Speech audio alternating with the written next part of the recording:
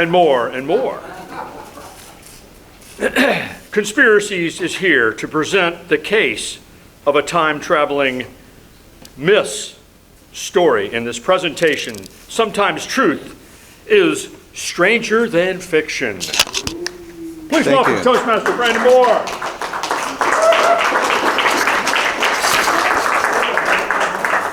Thank you, Toastmaster Huckabee. Appreciate that. Would you all like to move to the front? Just because we do have some articles to present to the jury. And my time's not started yet, right? Yes. Okay. I might need that later. Is this soccer? Can we do that? Okay. On July 13th, in the small town of Butler, Pennsylvania, at 6:11 p.m., something horrific took place when Matthew Crook fired 8 rounds from his AR-15 assault rifle, killing 1, injuring 2. The first bullet whizzed past the ear of presidential nominee Donald Trump. Anti-snipers returned fire, put the man down. How could this have happened? Why? Well, there are many conspiracy theories, but 2 have reached the top of the debate platform. 1, there was a coup to oust Donald Trump, because they had their own agenda of some sort. Number 2, this was orchestrated and staged by Donald Trump as a publicity stunt involving live ammunition. But here at more and more conspiracy theories, we offer you a third case of this myth story. Now, in your evidence that you've got on your tables, please turn to the first picture, not the one presented by Tim Linger. He's not part of the firm. There's a photograph of the first bullet fired. A woman casually sitting behind him in a black hat, white t-shirt, and black sunglasses casually pulls her cell phone out in the midst of being fired upon by an assassin and begins filming. The video of her filming this was posted online, and the person that posted it said, "Wow, seems like she knew what was going on." The comment received 12,000 likes. How could she have known what was going on? Well, here at more and more conspiracy theories, we're here to tell you that she did, because we believe that Donald Trump somehow had access to time-traveling technology. And I intend to prove that to you guys today.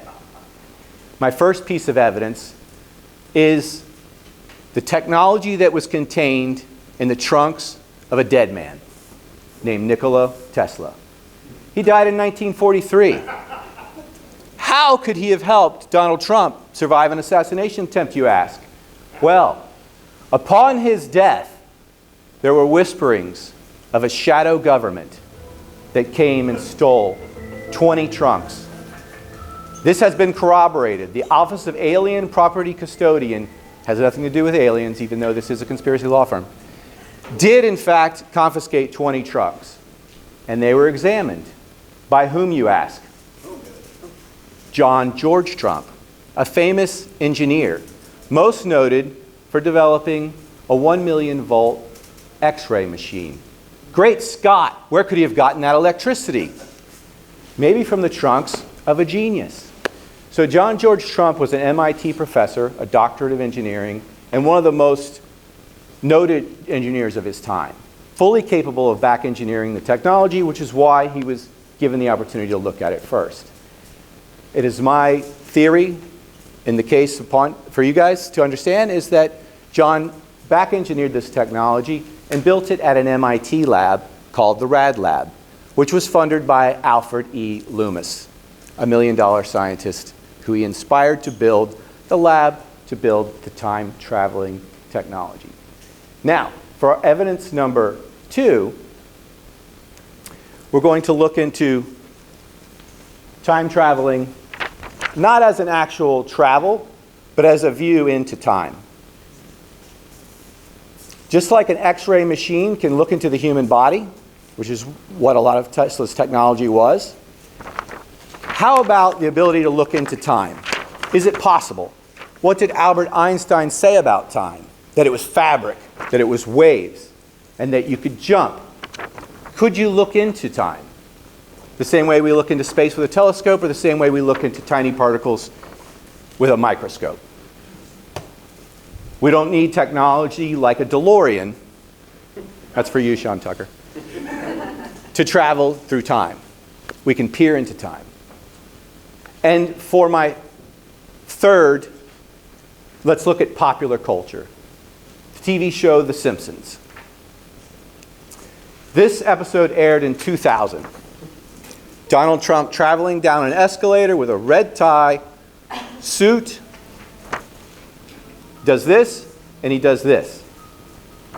In 2015, when Donald Trump announced his candidacy for president, he rode down an escalator, but instead of Homer Simpson being behind him, it was a Secret Service agent. This scene took place exactly in 2015. And if you've ever been down the Simpsons rabbit hole, they have predicted so many things, it is almost impossible for it to be a coincidence. So I'm here to tell you all today that it is not a coincidence, that he did in fact have a time-traveling machine. And he even went back further into time to inspire Ingersoll Lockwood to write a novel about a young, time-traveling boy by the name of Baron Trump. This was written in 1898, about 10 years before John George Trump was even born. But if you got a time machine, that doesn't really matter. I'll read you the back cover as my final piece of evidence. Trump, an aristocratically wealthy young man living in Castle Trump, is the protagonist of Lockwood's first two fictional novels. The travels and adventures of little Baron Trump and his wonderful dog Bulger, and Baron Trump's marvelous underground journey. The little boy, who has unending imagination and a very active brain, is bored of the luxurious lifestyle he's grown so accustomed to.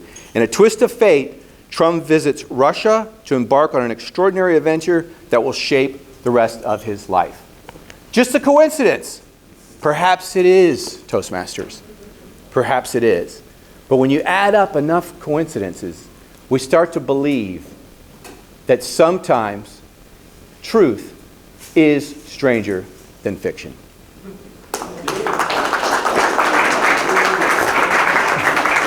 Good job.